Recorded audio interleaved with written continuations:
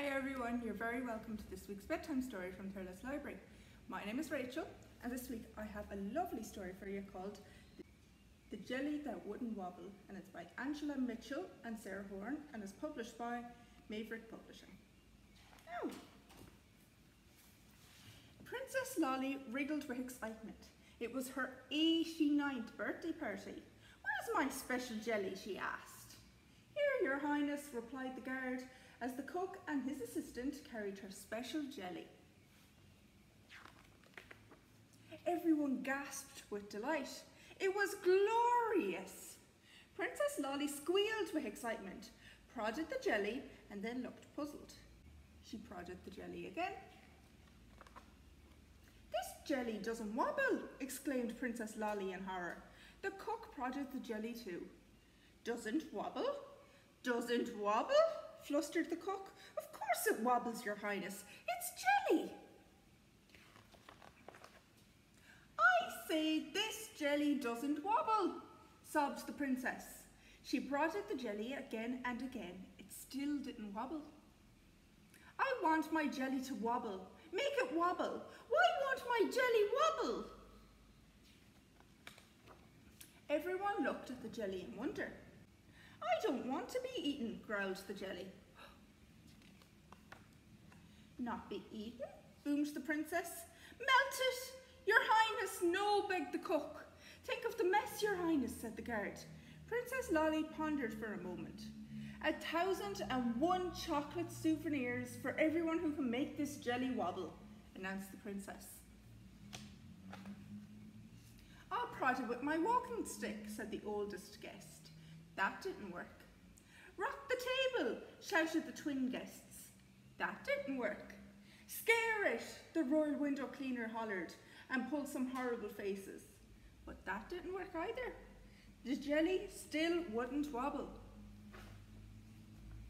"I won't wobble, I won't wobble. That's my final word." Princess Lolly turned the colour of a very ripe strawberry. The cook turned white with worry. "I know how to make it wobble," said the smallest guest. "You do?" boomed the princess. "You do?" questioned the cook. "You do?" repeated the cook's assistant. "Yes, Your Highness," said the smallest guest proudly. "Make the jelly really, really, really cold. It will shiver and have to wobble." "Wonderful," said the cook. "Proceed," commanded Princess Lolly. The cook froze for a moment. "Ice cream," whispered the smallest guest. "Of course," gasped the cook. There was a great scurry while a rather wobbly old ladder and the royal ice cream scoop were fetched. Tottering on top of the ladder, the cook placed 3 scoops of tutti frutti ice cream on top of the jelly's crown. Everyone held their breath and watched as the jelly tried very hard not to shiver. Suddenly, the jelly jerked. "I saw something move," gasped the smallest guest. "Oh, please wobble," begged the cook. "Brrr," the jelly suddenly shivered. "Brrr, brrr." It shivered again, rocking this way and that, quivering and quaking, trembling and shaking. What a spectacle! The guests moved back in fear. The cook began to cry, and Princess Lolly stared in wonder at this quivering, shivering sight as the defeated jelly wobbled and wibbled and wibbled and wobbled, just as a royal jelly should. The hungry guests cheered, the cook sobbed with relief, and the guard stood at ease. "Silence!" cried Princess Lolly. There was an instant hush.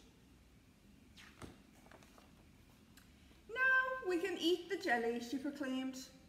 "Phew!" sighed the cook, consoled. And they did. And that was that. Now. And by the way, the princess kept her promise and rewarded the smallest guest with 1,001 chocolate souvenirs. Wasn't he lucky? Now, so I hope you enjoyed that story, and we'll see you next Friday for more bedtime stories here from Thurles Library. Good night. Bye-bye.